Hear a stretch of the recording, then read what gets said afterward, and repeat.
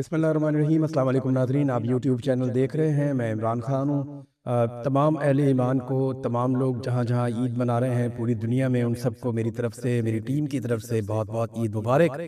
तो यहाँ प्रदेश से अब आपको ईद मुबारक कह रहे हैं, और हमारे लिए आप दुआ कीजिए कि हालात पाकिस्तान के बेहतर हों, पाकिस्तान के अंदर जुल्म जबर और फस्तायत ख़त्म हो, हम वापस जाएँ और अपनों के साथ ईद मनाएं। और अपने देश में अपने लोगों के बीच में ईद मनाना बहुत एक एक एक अलग चीज़ है। अब इसको आप जब बाहर होते हैं तो आप मिस करते हैं, और जब आप मजबूरन बाहर होते हैं तो फिर आप बहुत मिस करते हैं। तो नादरीन, खबरें जो है वो आपके सामने रखता हूँ। वो बहुत अच्छी खबरें तो नहीं है आलमी सतह पे, पाकिस्तान के खित्ते के हवाले से, पाकिस्तान के अंदर और पाकिस्तान के बाहर जो हालात हैं उस हवाले से बहुत अच्छी खबरें नहीं है। लेकिन पहली खबर तो ये है कि इमरान खान साहब को ईद की नमाज नहीं पढ़ने दी गई एक मरतबा फिर। अब इसमें खबर पता है किस तरह दी गई है पाकिस्तान की मीडिया पे? ये आप डिटाई और बेशर्मी देखें पाकिस्तान की मीडिया की, कि जियो न्यूज खबर दे रहा है कि अडियाला जेल में नमाज ईद की अदायगी इमरान खान सिक्योरिटी वजूहात के बायस नमाज ना पढ़ सके।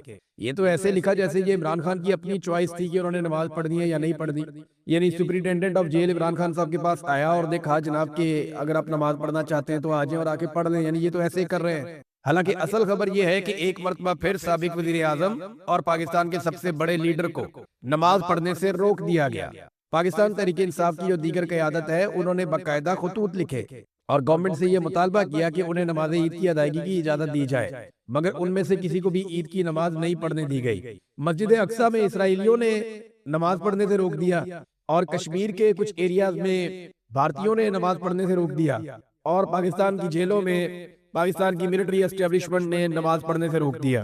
तो ये इनके लिए एक नॉर्मल चीज हो सकती है। अब नाज़रीन, शिया उलमा इकराम की एक बड़ी तादाद लगातार आसिम मुनीर साहब के सख्त रवैये के खिलाफ एहतजाज कर रही है। बार बार उनके बयानात सामने आ रहे हैं, और इक्का दुक्का लोगों को एस्टेब्लिशमेंट ने दबाव में लिया है, और उनको दबाव में लेकर ताहिर अशरफी टाइप के बंदे या मुफ्ती मुनीबुर रहमान साहब के टाइप के बंदे, उन्हें दबाव में लेकर उनसे बयानात, लिखे लिखाए बयानात उनको देकर उनसे पढ़वाए जा रहे हैं। लेकिन जो उलमा इकराम है, अहले तिशी, चाहे वो मुलाकात में शामिल थे, चाहे उन्होंने मुलाकात का हाल सुना है, वो अब एहतजाज कर रहे हैं और उनके बयान सामने आ रहे हैं। दो बयान सिर्फ मैं आपके सामने रख देता हूँ, बहुत सारे हैं, दर्जनों है, ये दर्जनों बयान आते हैं। और जो भी मौलवी इस मौके के ऊपर डंडी मारेगा, दो नंबरी करेगा, तो अवाम उसको याद रखेगी कि ये जब हक बात करने का वक्त आया था तो ये कहाँ खड़ा। तो यहाँ पे एक स्टेटमेंट जो है ये आया है जनाब अल्लामा सैयद सब्तैन हैदर सब्जवारी साहब का। वो ये कहते हैं कि आसिम मुनीर, आप एक मुतनाज़े आर्मी चीफ हैं, आपकी हरकतों ने सारी फौज को मुतनाज़े बना दिया है। आप कौन होते हैं हमें ईरान भेजने वाले?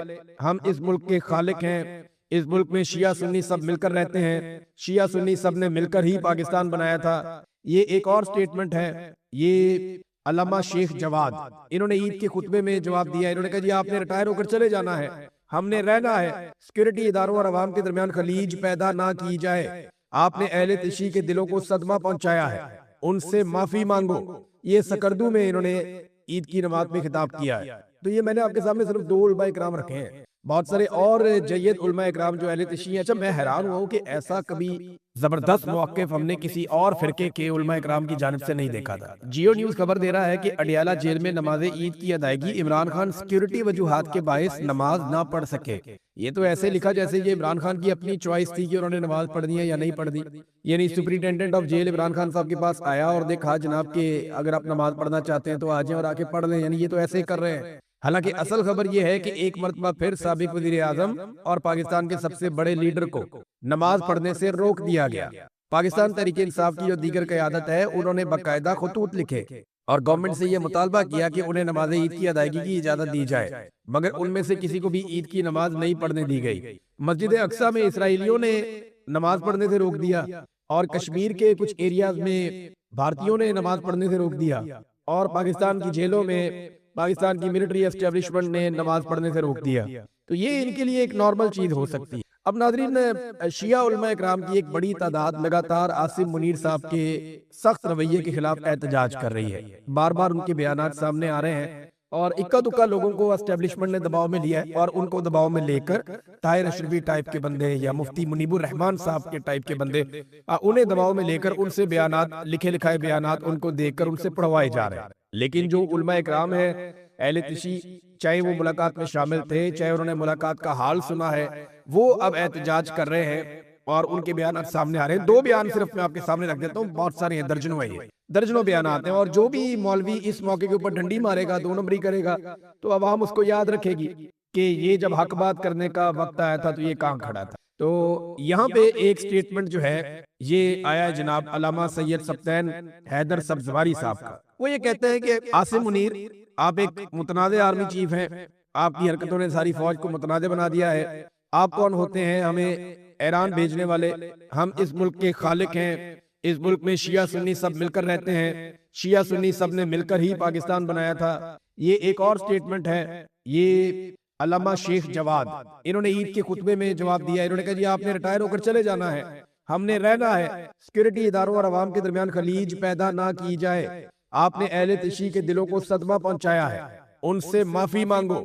ये सकरदू में इन्होंने ईद की नमाज में खिताब किया है। तो ये मैंने आपके सामने सिर्फ 2 उलमा इकराम रखे हैं, बहुत सारे और जय्यद उलमा इकराम जो अहले तशी हैं। अच्छा, मैं हैरान हुआ हूं कि ऐसा कभी जबरदस्त मौक़िफ़ हमने किसी और फिरके के उलमा इकराम की जानिब से नहीं देखा था। मैं सुन्नी मुसलमान हूँ, कहानियां तो हमने बहुत अजीब अजीब सुनी थी, लेकिन हमने तो ये देखा हमेशा कि जब भी कभी मौलवियों के खड़े होने का वक्त आया, मौलवी लेट गए। यानी तहरीके लब्बैक के ऊपर जुल्म होता है तो हमारे सुन्नी मौलवी जो है वो किसी के मुंह से चूं तक नहीं निकली, किसी ने पूछा भी नहीं वो जुल्म किधर हुआ। आज तक कोई पूछ नहीं सका कि उस्ताद रिजवी किधर गया, उसका भाई किधर गया, कोई भी नहीं पूछ सका।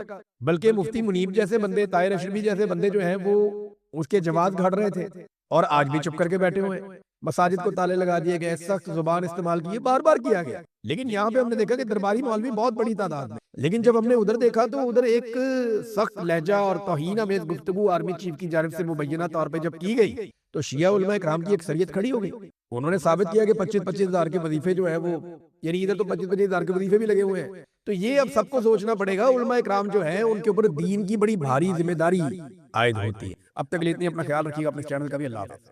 बिस्मिल्लाहिर्रहमानिर्रहीम। अस्सलाम वालेकुम नाज़रीन, आप यूट्यूब चैनल देख रहे हैं, मैं इमरान खान हूँ। सबसे पहले एक ब्रेकिंग न्यूज़ जो रात गए आई है, रात 27वीं की रात थी रमज़ानुल मुबारक की और लोग इबादत कर रहे थे। एक मरतबा फिर पाकिस्तान एयरफोर्स ने अटैक किया अफगानिस्तान पे और काबुल और नंगरहार पे हमले किए गए हैं। और जो पाकिस्तान की तरफ से खबर जारी की गई वो ये है कि दहशतगर्दों पे हमले किए गए हैं और जो कुछ अस्करी मकामात और अहदाफ हैं उन्हें निशाना बनाया गया है। ये दावा पाकिस्तान की जानिब से किया गया, लेकिन अफगानिस्तान से कुछ तस्वीर, वीडियोज और इंटरव्यूज सामने आए हैं और अफगानिस्तान की हुकूमत ने एक दावा किया है, खास तौर पे अफगानिस्तान की वजारत इत्तलात और वजारत सेहत। उन्होंने बताया कि ये हमला एक अस्पताल पर हुआ काबुल में और ये अस्पताल था जो लोग मनशियात के आदी होते हैं उनके इलाज के लिए उन्हें जमा करवा देते हैं अस्पतालों में, वहाँ उनका ट्रीटमेंट होता है, वहाँ उन्हें रखा जाता है। तो ये उस नौयत का अस्पताल था और काफी बड़ा अस्पताल था। यहाँ पे 1000 से ज्यादा लोग मुबैना तौर पे बताया जा रहा है कि मौजूद थे।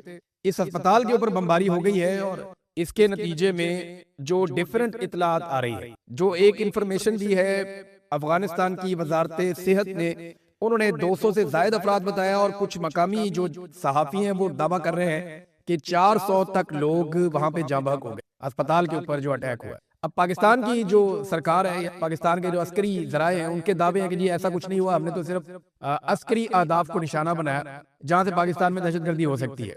जबकि अफगानिस्तान की गवर्नमेंट और उनकी वजारत वो ये कह रहे हैं कि अब पाकिस्तान ने जो एरियल स्ट्राइक किया है, फिजाई हमला किया है, उसके नतीजे में अस्पताल के ऊपर बम गिरे हैं और वहां पे लोग जाँ बहक हुए। अब इसकी मजीद तहकीकात होंगी, आलमी इदारे इस पे बात करेंगे तो पता चलेगा कि क्या हुआ। लेकिन बड़ा अफसोसनाक वाकया है, ये बम किसी का भी गिरा हो, कहीं से भी आया हो, ये किसी ने भी तबाही की हो, लेकिन ये खित्ते में अमन और इस्तेहकाम के लिए कोई अच्छी चीज नहीं है कि इतने बड़े पैमाने पे लोग जो एक बिल्डिंग के अंदर बंद है। क्योंकि आप याद रखिएगा जहाँ पे ऐसे मरीजों का इलाज किया जाता है जो मनशियात के आदी हो, उन अस्पतालों को ताले लगे हुए होते हैं, वहाँ सिक्योरिटी का बड़ा कड़ा इंतजाम होता है और कोशिश की जाती है कि वहां से बाहर ना निकल सकें ये लोग, क्योंकि ये भागने की कोशिश करते हैं दौरान इलाज।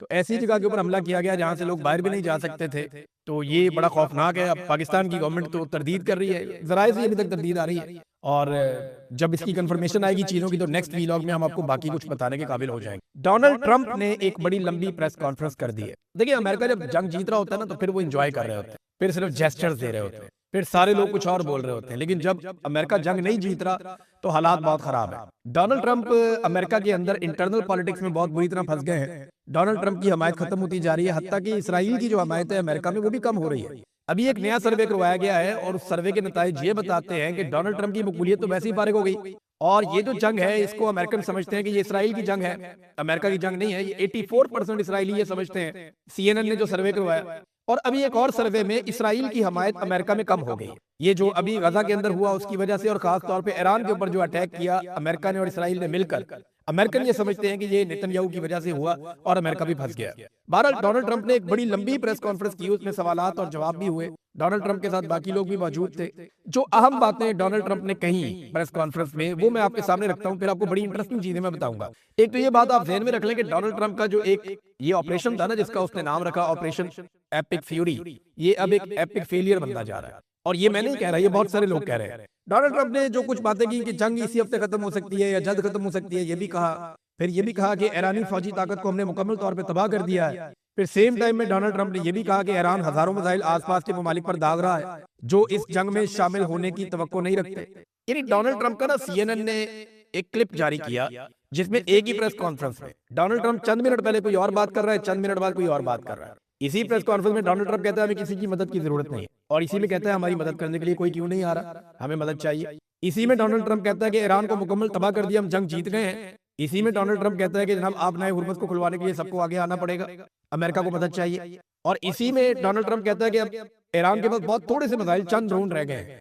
इसी में कह रहा है कि वो बहुत बड़े पैमाने पे हमले कर रहा है। तो डोनाल्ड ट्रंप ने अलग अलग किस्म की बातें एक ही प्रेस कॉन्फ्रेंस में कर दी। सीएनएन ने वो क्लिप काट के लगा दी। सीएनएन डोनाल्ड ट्रंप से बदले ले रहा है जो कुछ डोनाल्ड ट्रंप ने सीएनएन के साथ किया माजी में। बहरहाल डोनाल्ड ट्रंप ने कहा कि ईरानी फौजी कुव्वत को हमने तबाह कर दिया है, इस जंग के बाद दुनिया ज्यादा महफूज हो जाएगी। ईरान के पास सिर्फ 8% मिसाइल और चंद ड्रोन बाकी रह गए। कौन गिन गिन के बता रहा है कि 8% मिसाइल? ईरान तो कह रहा है कि उनके पास बहुत सारे हैं। फिर इन्होंने कहा जी कुछ ममालिक ने हमें मायूस किया और उन्होंने जंग में ताउन नहीं किया।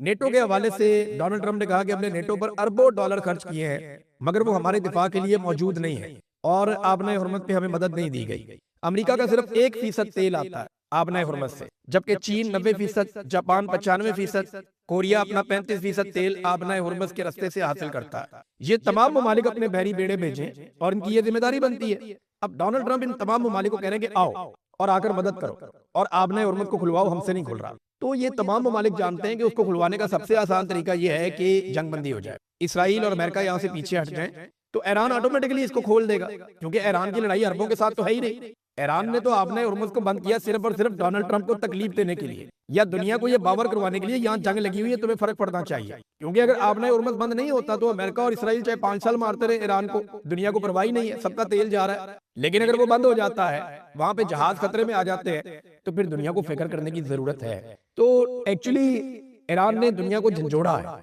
इसके जरिए से, और उसके साथ जो भी बात करता है ईरान के साथ जितने भी लोगों की बात हुई है वो यही कहते हैं हर एक को कि जनाब आप जिन्होंने हम पे हमला किया हुआ है उनको रोकें, हम तो मजबूर हैं। वो कहते हैं जी हमारी मईशत मुतासिर हो रही है, तो ईरानी कहते हैं हमारी 40 साल से मईशत मुतासिर हो रही है, 40 साल से जायद हो गए हम पे पाबंदियां लगी हुई हैं, हम कहाँ जाएं, हमारे बारे में कौन सोचेगा। तो वो ईरान के पास जवाब है हर चीज। फिर डोनाल्ड ट्रंप ने बरतानिया सबसे अहम इत्तेहादी हुआ करता था अमेरिका का। डोनाल्ड ट्रंप ने बरतानिया से कहा कि हमें बरतानिया की जरूरत नहीं है, हम पहले ही जंग जीत चुके। कुछ ममालिक आबने हुर्मुज़ को महफूज बनाने के लिए आगे बढ़ रहे हैं, उनका नाम नहीं लिया डोनाल्ड ट्रंप ने। कौन से ममालिक आगे बढ़ रहे हैं? क्योंकि अभी तक जिन ममालिक का पता चला, चाहे वो इटली है, जर्मनी है, फ्रांस है, स्पेन है, बेल्जियम है, बरतानिया है, ऑस्ट्रेलिया है, जापान है, साउथ कोरिया है और कनाडा है। ये मैंने 10 ममालिक का नाम तो आपके सामने मैंने ले लिया, और दुनिया के बड़े और तगड़े मुल्क हैं ये। इनमें से तो कोई इस लड़ाई के अंदर नहीं उतर रहा। अभी यूनान के 2 जो टैंकर थे वो वहां से गुजरे, तो यूनान इस लड़ाई में क्यों आएगा? तुर्की भी इस लड़ाई में नहीं आएगा। अरब ममालिक ने बड़ी समझदारी दिखाई, उन्होंने लड़ाई से अपने आप को दूर रखा। और हाँ, मैं आपको वो खबर दे दूं कि मैंने पिछले वीलॉग में आपसे कहा था ना कि ये दावा किया गया न्यूयॉर्क टाइम की जानिब से और इससे पहले वाशिंगटन पोस्ट की जानिब से कि डोनाल्ड ट्रंप ने जो कुछ भी ईरान के साथ किया, इसके पीछे मोहम्मद बिन सलमान डोनाल्ड ट्रंप से मुबैना तौर पे ये खबरें छापी गई कि वो कह रहे थे कि ये करो। लेकिन एक मरतबा फिर सऊदी अरब से जो सोर्सेज है उन्होंने तरदीद की, उन्होंने कहा जी ऐसा कुछ मोहम्मद बिन सलमान ने नहीं कहा और ये लड़ाई जो है वो हमारे गले ना डाली जाए। तो सऊदी अरब तो बार बार ये कहता है कि हम लड़ाई नहीं लड़ना चाहते ईरान के साथ, हम पुरअमन तरीके से रहना चाहते हैं। एक और चीज डोनाल्ड ट्रंप ने जब सवालात पूछे गए तो उन्होंने कहा जी मुझे नहीं पता कि आयतुल्लाह मुज्तबा खामनई जिंदा है या नहीं है, लेकिन ये बात बहुत सारे लोग कहते हैं कि वो जख्मी है या माजूर हो चुके हैं। इस किस्म की बातें डोनाल्ड ट्रंप ने की। फिर उन्होंने कहा जी ईरान की सारी क़यादत खत्म हो गई है, हम किससे मुज़ाकरात करें हमें मालूम नहीं है। 100 से ज्यादा बहरी जहाज उन्होंने कहा जी हमने तबाह कर दिए, 7000 अहदाफ को हम निशाना बना चुके हैं। और ये डोनाल्ड ट्रंप ने पहली मरतबा एतराफ किया कि जो अहदाफ निशाना बनाए वो मिलिट्री और कमर्शियल थे, यानी कमर्शियल अहदाफ को भी निशाना बनाया गया। ये डोनाल्ड ट्रंप ने खुद एतराफ किया है। कि हमने कारोबारी मराकज को और कमर्शियल तनसीबात को निशाना बनाया है। अब अगर इसके मुकाबले में ईरान ये करता है तो वो बदले में करेगा। तो डोनाल्ड ट्रंप ने खुद इस बात का एतराफ कर लिया। नाजरीन, एक और बड़ी इंपॉर्टेंट चीज है, लेकिन डोनाल्ड ट्रंप के स्टेटमेंट के बाद मैं आपको बताता हूँ। डोनाल्ड ट्रंप ने कहा जी कि पीर के दिन हमने 3 ऐसे अहदाफ को निशाना बनाया जहां ड्रोन और मिसाइल बनाए जाते हैं। इस जंग में अब कुछ भी बाकी नहीं बचा, यानी अब जंग से निकलना चाहते हैं डोनाल्ड ट्रंप। समंदर में जो बारूदी सुरंगें हैं उसके बारे में उन्होंने कहा हमें मालूम नहीं है, लेकिन ये काम करने वाले 30 जहाज हमने डबो दिए हैं पानी के अंदर। फिर उन्होंने यूरोप को डराया डोनाल्ड ट्रंप ने कि प्यूटन सिर्फ अमेरिका से डरता है और नेटो सिर्फ अमेरिका है, यूरोप से प्यूटन बिल्कुल नहीं डरता। ये बात डोनाल्ड ट्रंप ने की है। अब यूरोप को सोचना पड़ेगा कि वो अमेरिका और रशिया की सर जंग के अंदर हमेशा से अपना झुकाव अमेरिका की तरफ रखते रहे। अगर वो रशिया के साथ ताल्लुकात बनाए और रशिया के साथ एक मुआहदा करेंगे, रशिया इस लिमिट से आगे नहीं आएगा, तो क्या ये एक नए दौर का आगाज नहीं हो सकता? इस बारे में यहाँ पे ना एक बेल्जियम के प्राइम मिनिस्टर ने, क्योंकि जब डोनाल्ड ट्रंप की मुखालफत शुरू हुई थी ना, तो सबसे पहले जो स्टेटमेंट दिया था वो बेल्जियम के प्राइम मिनिस्टर ने दिया था। जब स्पेन के प्राइम मिनिस्टर ने बात की, उससे भी पहले बेल्जियम के प्राइम मिनिस्टर ने बात की थी, हमें रूस के साथ ताल्लुकात को मामूल पर लाना और सस्ती तवानाई तक दोबारा रसाई हासिल करना चाहिए, यही अक्लमंदी है। निजी तौर पर यूरोपीय रहनुमा मुझसे मुत्तफिक है, यानी जाती तौर पर बात करते हैं तो यूरोपीय रहनुमा कहते हैं ठीक है बात, लेकिन कोई भी इसे बुलंद आवाज में कहने की जरूरत नहीं करता। हमें यूरोप के मफाद में रूस के साथ अपने तनाज़ात खत्म करने चाहिए। बेल्जियम के वज़ीर आज़म बात रिव्यू का बयान। अब ये देखें ना, अगर तो रशिया के साथ ताल्लुकात यूरोप अपने नॉर्मल कर देता है तो यूरोप की तो लड़ाई खत्म हो जाएगी। यूरोप की रशिया के अलावा दुनिया में किसी से लड़ाई नहीं है। यूरोप तो फिर अमेरिका से भी धंधा कर सकता है, चीन के साथ भी और रशिया के साथ भी और एशिया के साथ भी और अफ्रीका के साथ भी। यूरोप की तो मौजें हैं, उनकी तो लड़ाई नहीं किसी के साथ, आपस में वो लड़ते नहीं। उन्होंने अपना एक इक्वेशन बनाया हुआ है, अपनी यूरोपीय यूनियन बनाई हुई है। लिहाजा अमेरिका और रशिया की सर जंग में यूरोप बीच में पिस रहा था। अब यूरोप में ये आइडिया आना शुरू हो गया है, देखते हैं इसका क्या होता है, हम इस पर नजर रखेंगे। फिर डोनाल्ड ट्रंप ने कहा थी कि हमने ईरान को मुकम्मल तौर पे टिकाने लगा दिया है। अब दीगर ममालिक को चाहिए कि वो आए और आबनाए हुर्मुज़ को खुलवाएं। सवाल ये है कि अगर टिकाने लगा दिया है तो फिर आबनाए हुर्मुज़ खुल क्यों नहीं रही? आप बड़े आराम से खुलवा सकते हैं। डोनाल्ड ट्रंप ने एक और बात का एतराफ भी कि ईरान एक अजीम ताकत है, हम तवक्को नहीं कर रहे थे कि वो मशरिक़ वस्ता में ममालिक पर हमला कर देंगे, उन्होंने हमें हैरान कर दिया। तो डोनाल्ड ट्रंप को ये मानना पड़ा कि वाकई में एक बड़ी ताकत है ईरान, और ईरानियों का जवाब तगड़ा है। अच्छा, इसमें ना एक ईरान ने चैलेंज किया डोनाल्ड ट्रंप को, मैं लगे हाथों आपको बता दूं। ईरानी गवर्नमेंट ने कहा कि अगर डोनाल्ड ट्रंप का दावा सच्चा है कि हमारी सारी की सारी बहरिया तबाह हो गई और उन्होंने सारे जहाज डबो दिए, तो फिर वो हमारे पानियों में आ जाए ना, फिर आबनाए हुर्मुज़ पे पहुंच जाए अपनी बहरिया लेकर डोनाल्ड ट्रंप, फिर इधर आते क्यों नहीं? ये उन्होंने चैलेंज किया है। डोनाल्ड ट्रंप के पास इसका कोई जवाब नहीं है। डोनाल्ड ट्रंप बाकी दुनिया को कह रहा है कि मेरे साथ चलो, आबनाए हुर्मुज़ को खुलवाओ, मैं नहीं वहां जाता। अपने बहरी बेड़े उन्होंने बहुत पीछे भिजवा दिए, जबकि यूरोप और बाकी मुल्क ये कह रहे हैं कि अमेरिका का इतना ताकतवर बहरी बेड़ा जो है, इतनी बड़ी बहरिया, वो ये नहीं खुलवा पा रही, तो हम वहां जाके क्या करेंगे? फिर उन्होंने कहा जी जापान में हमारे 45,000 फौजी हैं, जनूबी कोरिया में 45,000 फौजी हैं, जर्मनी में हमारे 50,000 फौजी हैं, हम इन मुल्कों का दिफा करते हैं और वो इस जंग में साथ नहीं देना चाहते। ये ममालिक जनाब अमेरिका को अरबों डॉलर देते हैं और अमेरिका के फायदे के लिए बहुत काम करते हैं। जापान की अपनी कोई ऐसी फौज नहीं है, जापान अमेरिका को बहुत पैसा देता है अपने तहफ़्फ़ुज़ के लिए, अपने दिफा के लिए, और बाकी ममालिक भी देते हैं। इसी तरह ये अरबों से तो बेशुमार पैसा लिया है अमेरिका ने, बेशुमार पैसा कमाया अरबों से, और वहां पे अड्डे भी बनाए, लेकिन जब अरबों के ऊपर मुश्किल वक्त आया तो वो अड्डे अरबों के काम नहीं आए। अब सवाल ये पैदा होता, और अरबों ने खुद देखा अमेरिकन को भागते हुए, अमेरिकन को वहां से निकलते हुए। ये अरबों के लिए बहुत हैरान कुन बात थी, और इस बात ने पूरी दुनिया को हिलाकर रख दिया है कि क्या हम अमेरिका पे इन्हिसार कर सकते हैं अपनी हिफाजत के लिए? क्या अमेरिका हमारी हिफाजत करेगा मुश्किल वक्त आने पर? ये सवाल आज पूरी दुनिया के दिमाग में है, और शायद इसीलिए ममालिक अब अपने अपने दिफा के बारे में अलग तरीके से सोच रहे हैं। दुनिया जो है वो करवट ले रही है, ये तब्दीली आएगी, आप देखिएगा 8-10 साल के अंदर बहुत सारी चीजें बदल जाएंगी। एक और सवाल उठाया जा रहा है पूरी दुनिया में कि जिस अमेरिका और इसराइल का ये हाल ईरान ने कर दिया, अगर कहीं इस अमेरिका और इसराइल की लड़ाई रूस के साथ या चाइना के साथ हो गई तो इनका क्या बनेगा? ये सोच के ही जो है वो अमेरिकन को खौफ आना चाहिए कि जब ईरान के सामने इतनी बुरी तरह एक्सपोज हो गए इन हथियारों के साथ और इस वॉर स्ट्रेटेजी के साथ और ऐसी लीडरशिप के साथ, तो फिर रशिया या चाइना के साथ बराह रास्त पंगा हो गया तो फिर बनेगा क्या? अब इसराइल की हालत ये हो चुकी है कि उनके इंटरसेप्टर्स तकरीबन बढ़ चुके हैं, फारग ही हो गए। अब इसराइल के अंदर कोई ऐसा निजाम मौजूद नहीं है जो ईरानी मिसाइल आए और उनको रोके। शुरू में जो वीडियो हम देखते थे उनमें से 90% मिसाइलों को इसराइली हवा में तबाह कर देते थे, फिर ये शरह कम करते करते 70%, 40% तक आ गई।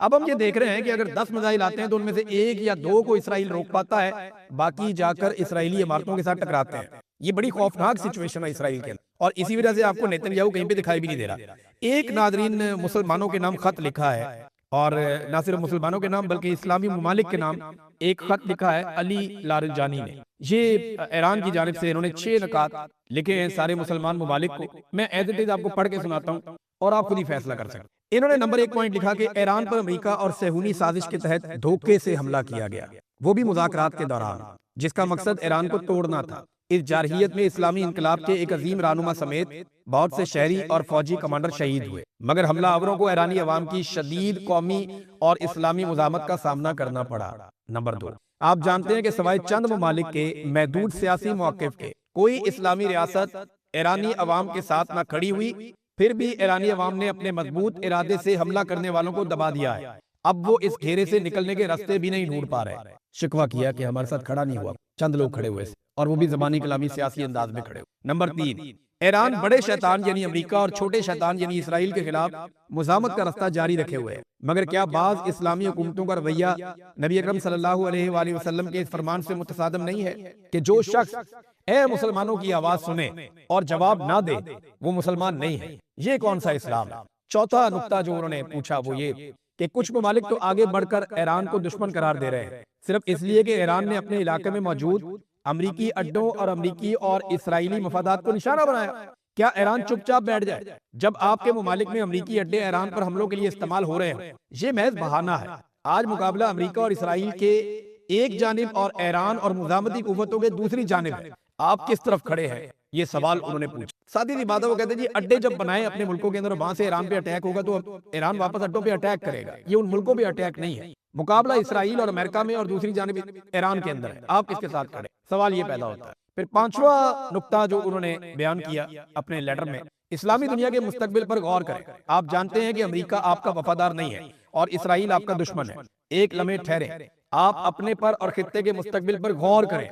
ईरान आपके साथ मुखलिस है, वो आप पर गलबा नहीं चाहता, यानी ईरान यहाँ कब्जा नहीं करना चाहता। ईरान यहाँ पे कोई एक्सटेंशन नहीं करना चाह रहा, कोई एक्सपेंशन का प्लान नहीं है, वो इसराइल का है। तो ये ईरान ने यहाँ पे क्लियर किया कि अमेरिका आपका वफादार नहीं है, ईरान गलबा नहीं चाहता, ईरान आपका दोस्त है। नंबर 6, अगर उम्मत मुस्लिमा मुकम्मल ताकत के साथ मुत्तहिद हो जाए तो ये इत्तेहाद तमाम इस्लामी ममालिक के लिए सलामती, तरक्की और आज़ादी की जमानत बन सकता है। वैसे ईरान ने जितनी बहादुरी के साथ ये लड़ाई लड़ी है ना, अगर एक मुल्क ये कर सकता है तो सोचिए अगर मुसलमान ममालिक सारे इकट्ठे हो जाए।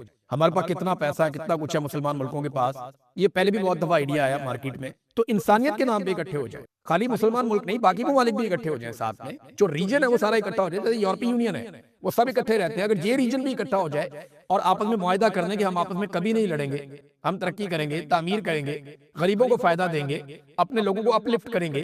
अगर ये सारे मुल्क मिलकर फैसला कर ले और ये खून रेजी बंद हो जाए तो चंद जर्नैलों की दिहाड़ियां तो खत्म हो जाएंगी, चंद पागल ज़हनी मरीजों का काम तो बंद हो जाएगा। लेकिन इस खित्ते के जो करोड़ों लोग हैं, बहुत बड़ी तादाद में अरबों लोग हैं बल्कि, उन सबका मुस्तकबिल बन जाए। नाज़रीन, आखिर में मैं एक तबसरा पढ़ रहा था एक नौजवान का, और उन्होंने बड़ी मजेदार चीज लिखी। उन्होंने कहा जी कि ईरान इतनी शानदार लड़ाई लड़ रहा है, कौन सा जर्नैल है, किसी का नाम आया सामने, कोई गाना शाना निकाला हो उनके ISPR ने, या उनके जर्नैलों को हीरो बनाया गया हो? नहीं, वो ईरानी कौम को हीरो बना रहे हैं, ईरानी कौम के मुंतखब नुमाइंदों को हीरो बना रहे हैं, अवामी नुमाइंदों। और वो ईरान की बात करते हैं, ईरानी अवाम की बात करते हैं। वो किसी एक जर्नैल की, किसी एक को हीरो बनाने की बात नहीं करते। तो उनकी सोच के अंदर बड़ी आजादी है। वहां पे देखे ना, 2 ही लोग सामने आ रहे हैं, दोनों फौजी नहीं है, अब्बास अरागची और अली रंजानी, ये दोनों लोग सामने आ रहे हैं। तो ये चीज भी हमें सीखनी पड़ेगी ईरान से कि बड़ी से बड़ी लड़ाई भी आप लड़ें तो कौम को खड़े होना होता है। आप इक्का दुक्का को उठा के हीरो नहीं बना सकते। अब तक लेते हैं, अपना ख्याल रखिएगा, अपने चैनल का भी। अल्लाह हाफ़िज़।